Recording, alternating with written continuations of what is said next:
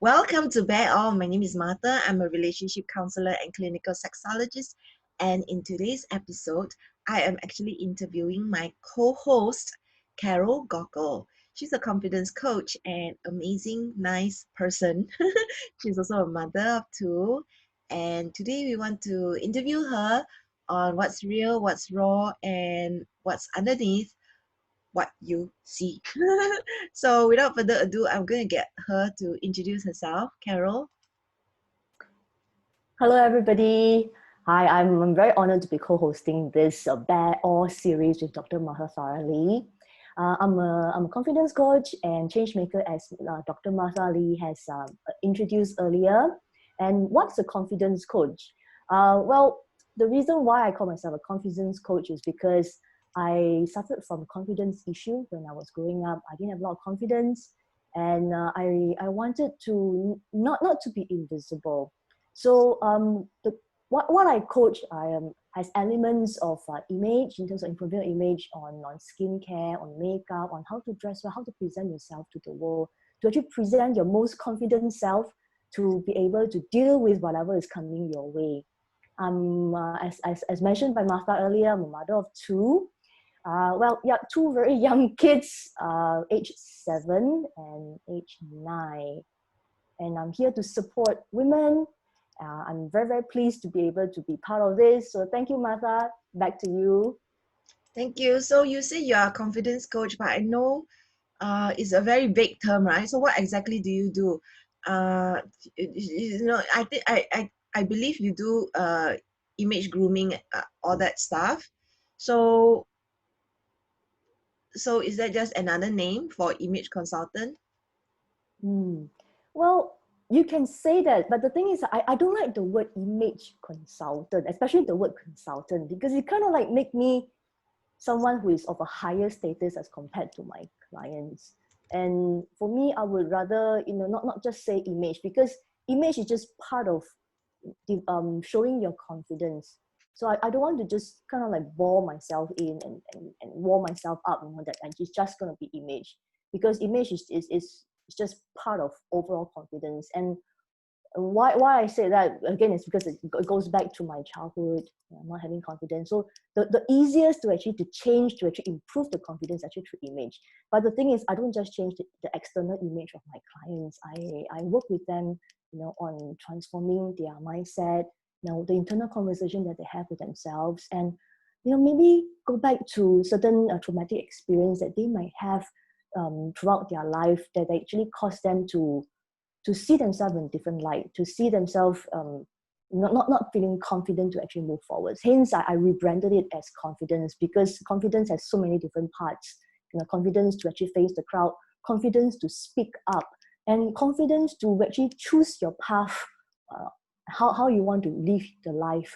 In other words, it's a combination of image, a combination of beauty, and a combination of life coaching in the mix as well.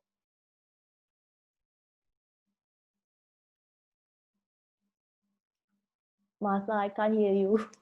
Sorry. Oops. So what you're trying to say is image is just a part of what you support people in, but you actually also do coaching. So if you don't mind, could you also share with us a bit about your credentials? For my image credentials, I'm a certified style coach awarded by Style Institute London, and I'm also a certified NLP practitioner. So a lot of my coaching methodology actually developed from NLP, Neuro-linguistic programming. Okay, got it. So tell us more about this trauma and personal lives. I guess what's interesting and unique about your history that you are willing to share with our viewers? Yeah, well, how it all started was, growing up as Asian. This idea has been imbued onto me that I should only be spoken, or only speak, or rather, that when I'm spoken to, and and that my life achievement or success is determined by who I eventually marry. So all my life, I have all these messages coming to me from elders, from grandparents that, okay, you have to maintain your looks, because if you are not good looking, you will not be able to attract the right kind of mate, and then my life would somehow be over. So growing up, I've always felt inferior because I felt empty as well. I didn't think that I am actually more than, just this exterior appearance that I'm supposed to maintain and upkeep.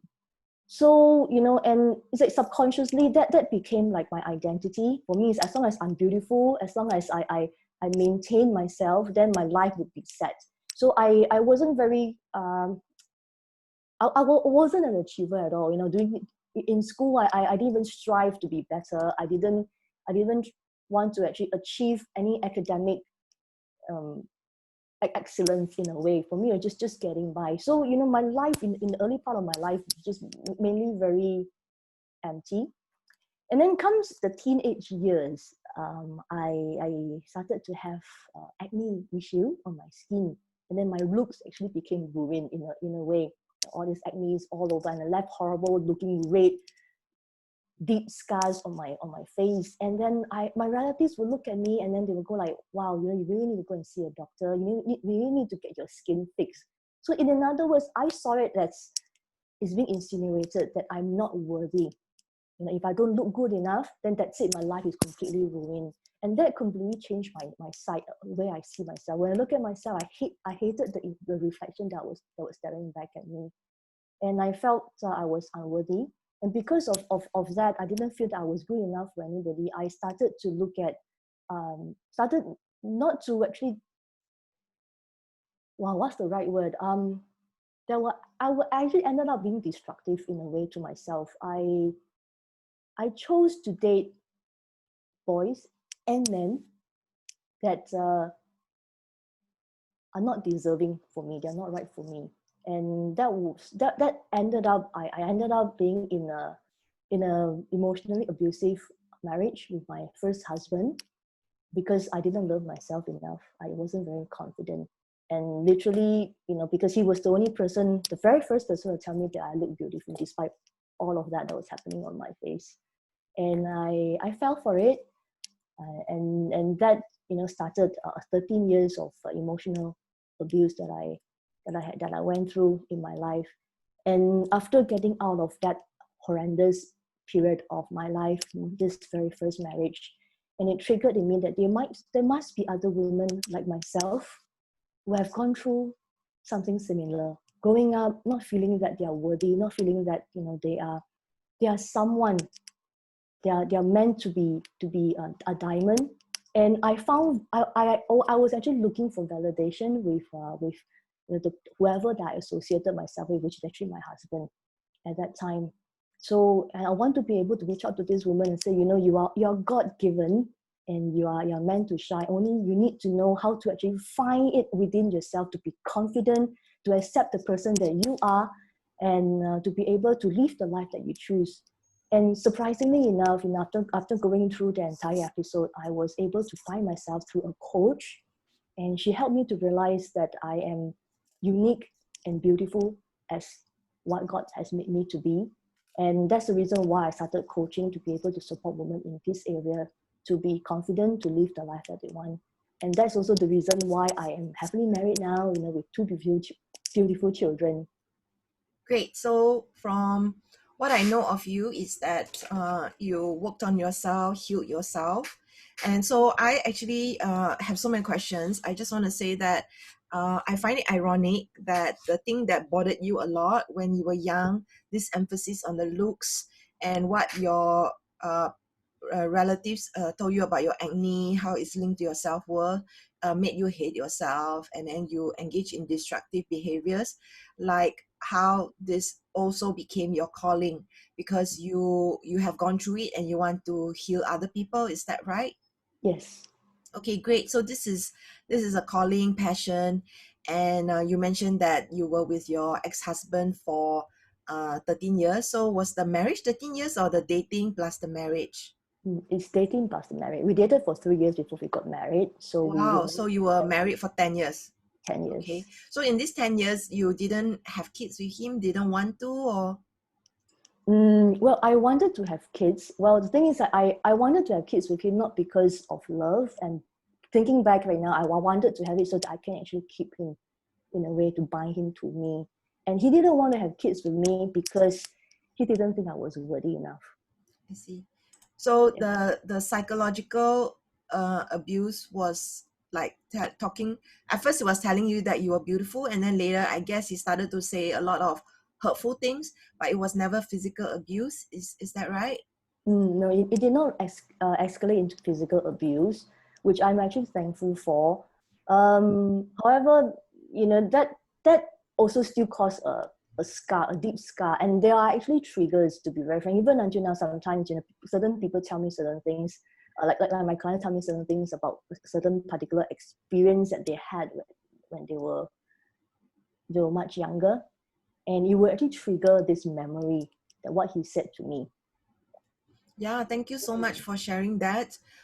So you were in a psychologically abusive relationship for 13 years, and then married for 10 years. So of course, a lot of people who don't really understand this situation because they have never been in an abusive relationship.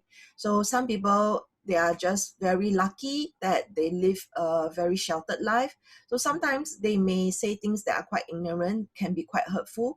So because they never gone through something like this. So some people who have been never gone through something like this, they can be quite judgmental. So they may say certain things like, how come you didn't get out of it earlier? How come you Mm. wasted your life? So for the purpose of educating the viewers, we have this opportunity and platform to share. What are some of the telltale signs you wish you knew because you didn't know what you didn't know? So I guess you put up with it for a really long time. But what are some of the telltale signs that would be useful for viewers to become more aware of? Mm.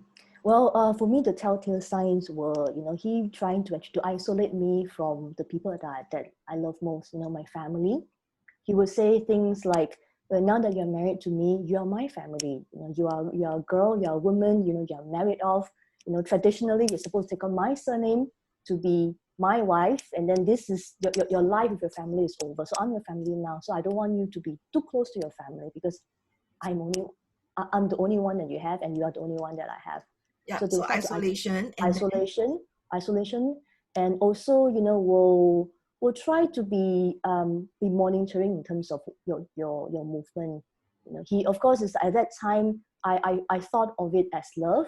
So there will be offers of like driving me to work, picking up from work. So that is to prevent me from interacting outside of working hours. I mean, preventing me from meeting out with my friends because, oh yeah, I love you so much. I want to spend all my waking hours with you. okay, so there is a fine line between loving and obsessive. So first isolation, then the next thing was in the name of love actually becoming very possessive. Anything Mm-hmm. else? That's true. That's true. And then the other one would be gaslighting as well. Gaslighting is that he would say certain things and I would take it to heart. And then after that, I would confront him about it. And he was like, no, no, no, I didn't say it. This is actually not what I meant. Okay. Yeah, and then making me doubt my own sanity, wondering if I Yes. actually second guess him. Yeah. He would look at me in a way and make me feel guilty, bringing me down the guilt trip. And say things like, how can you think of me this way? I love you the most. Why are you doing this to me? Yeah. And So then so okay, so gaslighting is when they start to let you think that you are a bit crazy and you are forgetful, you are wrong, and that they know better mm, and start to erode at your self-esteem. So this is, will you say, is calculated?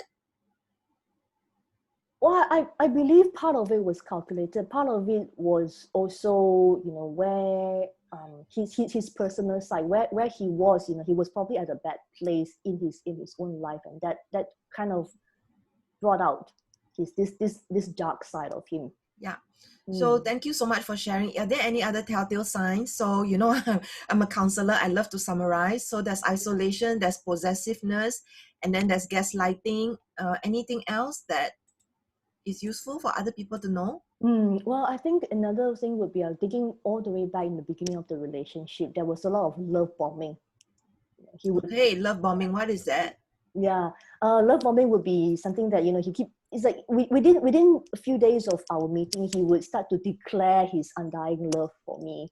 Say that you are really amazing and really make me feel very good about myself. And he would be really chasing me very very hard. Yeah, phone calls, texts. Okay, that time wasn't text messages when we started dating. So there was a lot of phone calls. I want to see you. I miss you so much. I can't concentrate. And then presents, all sorts of that, just to make me feel that I'm wanted and that I'm enveloping in his love. And all this love bombing in a way was to make me to distract me from other things. Yeah. Basically, that he has to be there, that he's always there in my face, so that Yes, I and can't see anything else. yeah, and it can come across as very passionate, Yeah. roller coaster high. Mm. And okay, so it's very useful what you're sharing. But I just want to make sure you feel complete. So is there anything else that you think are some telltale signs, warnings that you would like to share with viewers? I think these are the few that I was able to gather from the whole Yeah, episode. Yeah. beautiful. Okay, so you mentioned that after that the relationship was 13 years, and then you got a coach, and now you are happily married with 2 kids. So of course people are wondering, what did you learn from your coach, and what can you share with other people so that they can skip that part of the Mm. abusive marriage, and they can really find themselves. So what is it that got you to transform yourself? What can be beneficial for them? Mm. Well, when I went to get a coach, it wasn't voluntarily, to be very frank, because I didn't know such thing existed. And to be very frank, it was because of a close girlfriend, because I didn't know who to reach out to after the whole marriage collapsed. In fact, he left me for another woman, and scarily enough, she looked like the younger version of me. Hmm. So yeah, so that was a devastation. Basically, the message that I received, from the episode was, I've grown old.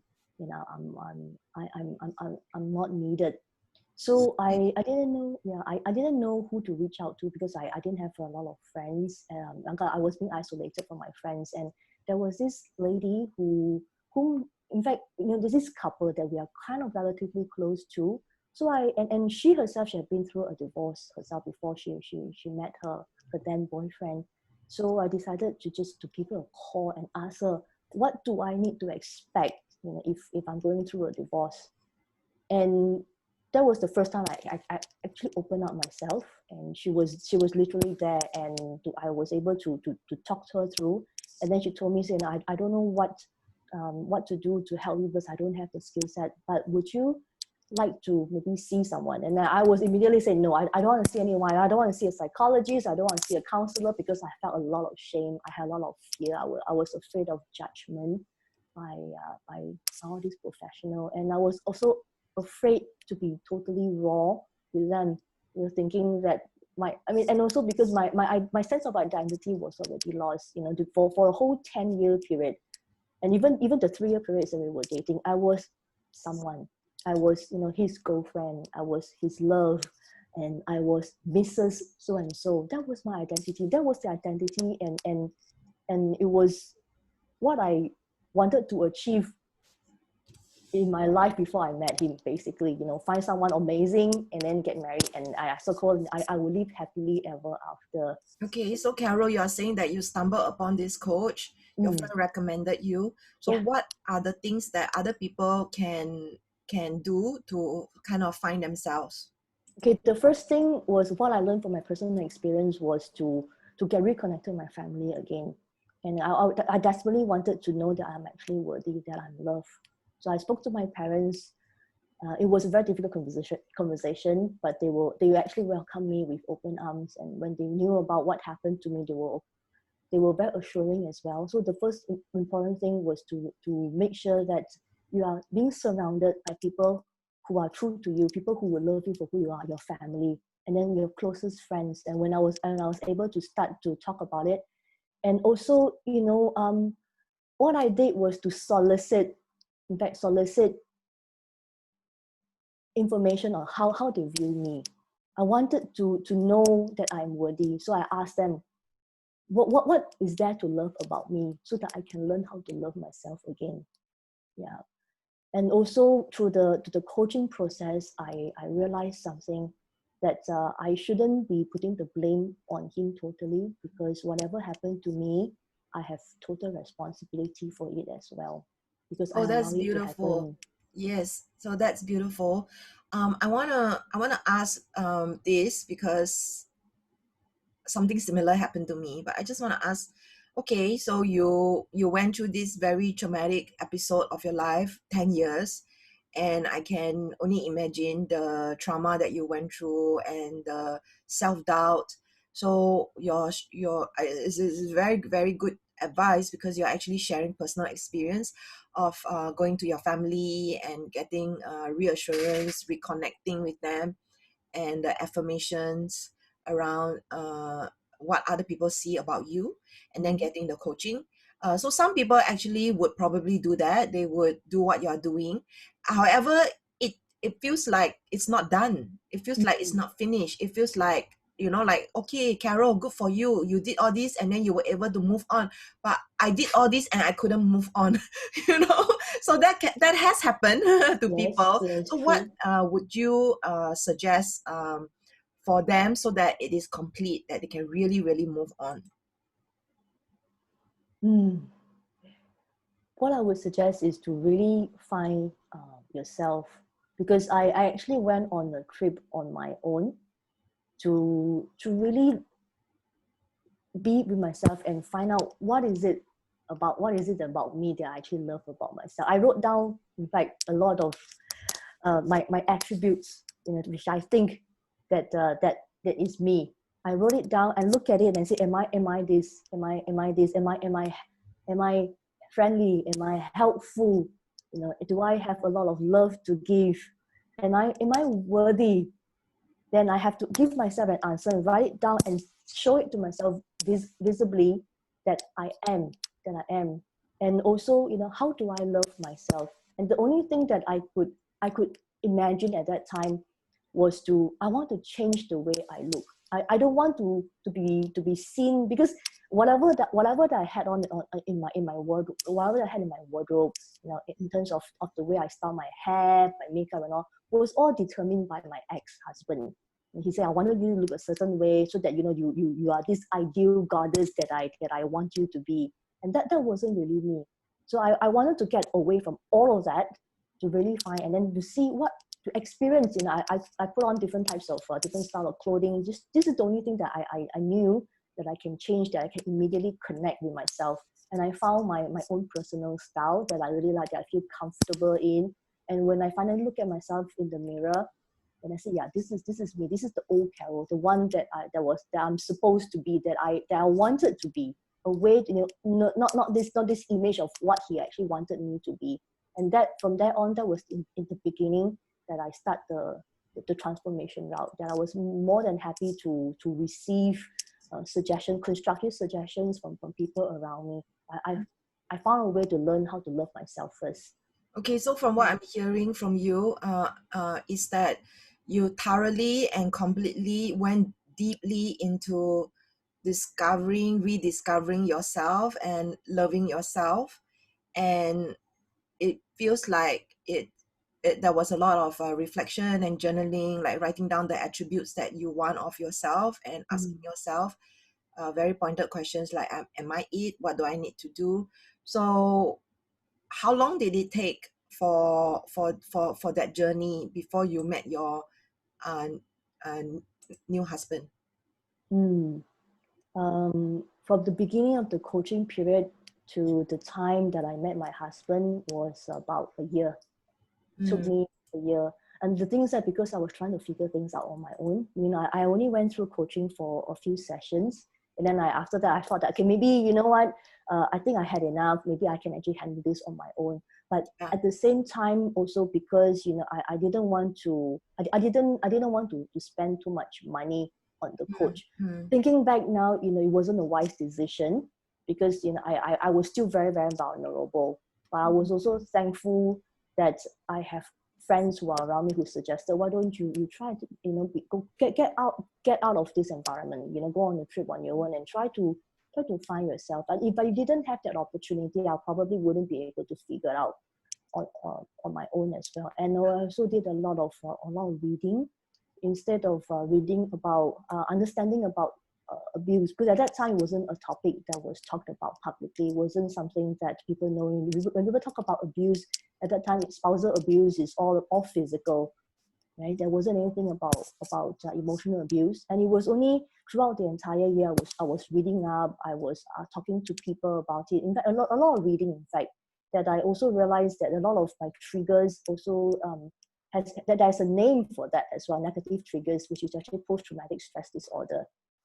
Yeah. Yeah, so it's really fortunate or unfortunate unfortunate for us that we didn't get all these brave people coming forward their stories, and the amount of knowledge that's available on toxic relationships and dealing with narcissistic people. It is people like you who are coming forward and actually shedding light on all this. I hope that people out there watching this can also learn to be more compassionate and less judgmental. That it's not a character flaw that you put out with something like that. It's because this was your first marriage, and actually most people don't really teach us about relationships. And it's great that you were able to heal yourself and move on, because I think ultimately, whether you choose to be single or married, I think even complete strangers, I think we just want you to be happy. But another thing that I want to ask you is, um, it's hard to imagine because you said that previously there was this big emphasis on the way you look, and then you had all these acne issues, and you didn't really feel this self-worth. So it's very difficult looking at the current you now with the body and figure that you have to imagine like you actually had that kind of a past. So I think when people look at you, they may have the impression that you have everything going for you. You look slim, beautiful, you have 2 kids, you are married, everything is fine. So people may even have the perception that you are stuck up and they don't believe this past of yours. So what would you have to say to these people, like, they don't believe you, are you sure or not? There are people like that. So Yeah. what would you say to all these naysayers?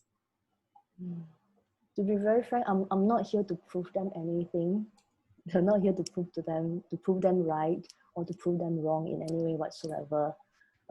Definitely there are a lot of naysayers who say that I may have made all this up, and it's okay for people not to believe in me. And also because of I also realized that because I have this exterior, I've been told I have this like frosty exterior, that people find it very hard to approach me. Probably because of the reason that I'm actually an introvert. Mm. Yeah, people just never thought that I would be, because I'm uh, I'm a trainer, I'm a coach, so I need to actually stand in front of a crowd to be able to deliver speeches and whatever I'm coaching. However, people don't understand that everyone has their own story. They would have their own story as well. From what I feel is probably the reason why they find they are not happy with me or they are judgmental, probably because they have their own story, but there's no platform or an outlet for them to be able to share a part of themselves, to be able to to actually transform and to change. So the only way that they know how to is actually to attack somebody else. And I just want to send love to them. Hopefully they will be able to find an opportunity, a way for them to find the answers that they are looking for. Thank you so much for sharing. It's not easy to put ourselves in the forefront, to be judged, to get criticized, because we do face criticism and judgments, and we do get hurt. It's just that when we chose to put ourselves on the forefront, I think we have a very big heart and compassion to serve other people. So I'm really happy to hear your answer where you feel that, yeah, you know, you can't really control what people think and feel, that you can just do what you do.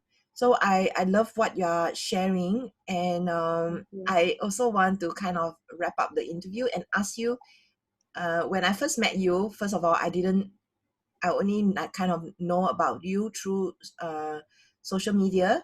The only thing that I first knew about you is you appeared in this Boudoir photo shoot. So can you explain to people what is Boudoir, and what is that so remarkable about the photo shoot, and how it impacted you and your reputation or career?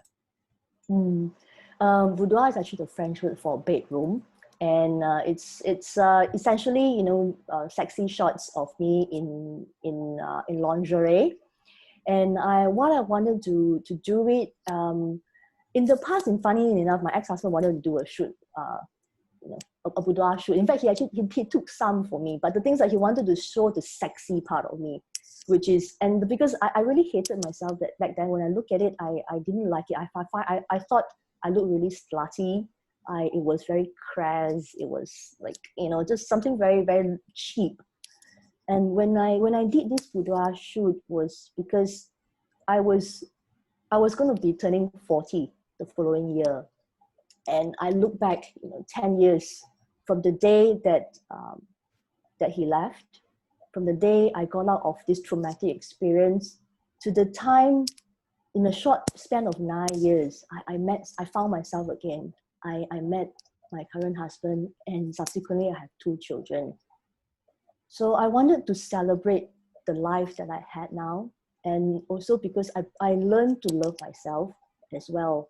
I look at my body. To be very frank, when you say that I'm slim, I don't really agree, because I felt that I could even look even better. But I also realized the fact that, you know, my this body have given birth to 2 children. I have stretch marks. You know, I have wrinkled skin around my tummy that I desperately want to cover as well. And I put on weight in areas, you know, around my midriff and all, that I thought I could actually be slimmer. You know, and I realized that I have been criticizing my own body, criticizing myself, and I want to be able to celebrate what my body has actually brought forward. I've actually brought forward two lives, and I wanted to celebrate that. I wanted to embody myself in such a way that I don't care I have this hanging bits that's hanging out my midriff area. I don't care that I have loose skins. I don't care that I have stretch marks. I just love me for me. And going to be 40 at that time, that was a few years ago, that I wanted to celebrate the time, you know, the new life that I've chosen for myself, that I need to celebrate me as a woman and look at the pictures and say, that's really me. There's actually the whole essence of me. It's not me, you know, dressing provocatively for the sake of being sexy. It's not me dressing up in my lingerie to feel that I need some kind of validation to feel beautiful. It's just me in my bedroom wearing my underwear.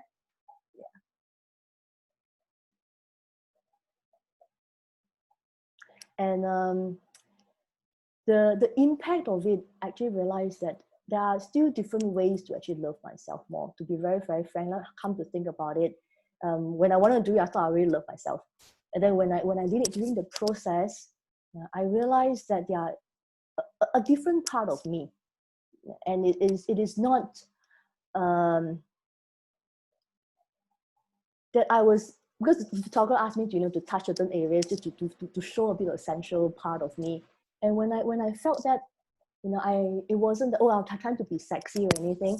I felt that, you know, okay, you know, this body, this person that I am, that I actually feel more, I'm more at home with myself. I can actually love myself differently, at a different level. And how it impact on my career. But there's actually two sides to the story. For those men who actually saw the behind the scenes videos and the pictures, some of them like, oh my god, wow, you're sexy and everything, and I get praise in a way. But for me, that wasn't important at all. What it actually helped me I guess, positivity, to be very, very frank, was to gain visibility. The fact, hey, I need something different. But it also gave me an opportunity to speak about my personal experience, speak about why I did it and why I am a confidence coach. It actually gave me a platform, an opportunity to open up to everyone, to be able to reach out. It's like an icebreaker, in other words. Yeah, great. Thank you so much for sharing this. So I just want to bring back to one thing, so as to, like kind of like finish everything. I did notice that you mentioned that your ex-husband, your first husband, he actually left you for a younger woman and said something along the lines of finding you too old.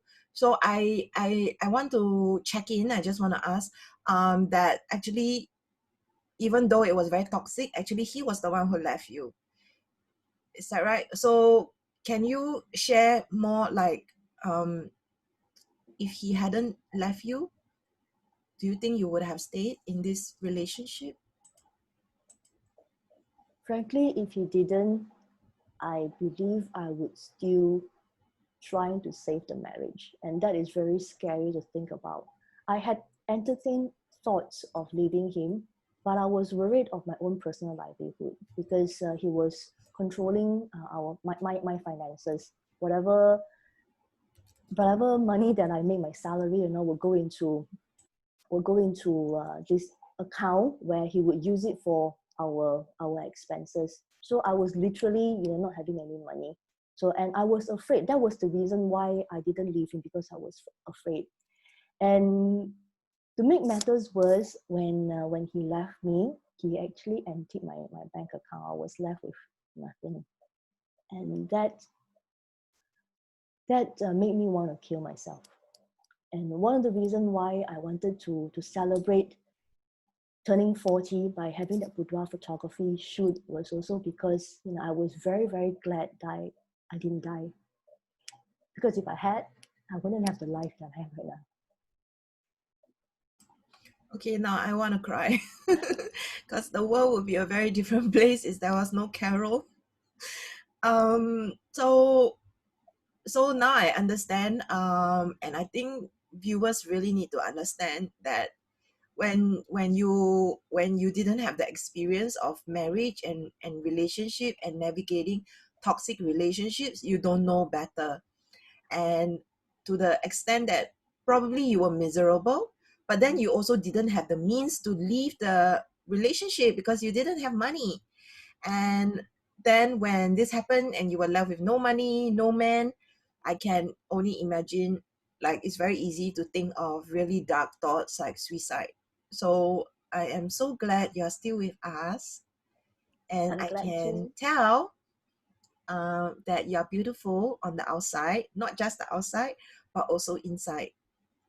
I think it's so important to really get to know someone, because what we see on the outside, like what I see on the outside, is this beautiful person who has everything. So how can she understand? How can she relate? And I hope this interview really illuminates who you are and how beautiful you are. So any last words? We have 2 minutes. Last words.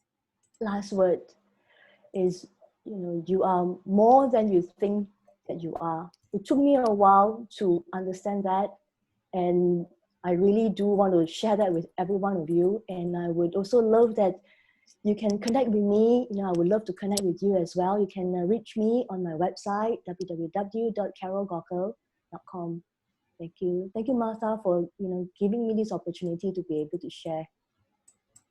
Thank you so much, Carol. As you all can tell, Carol is a lovely person. She has a very big stomach, isn't it? For abuse. But let's not abuse her, okay? Let's be gentle with one another, because we have all gone through stuff. Actually, all of us have. And if only we just share our stories, then we realize that we are more alike than we think. So please support Carol. Please support Carol's work. Please love Carol. Support her. So yes, thank you for coming. And as a sexologist, we love people who come. So tune in to our other episodes of Bear All. This has been Martha of Eros Coaching. That's EROS coaching.com.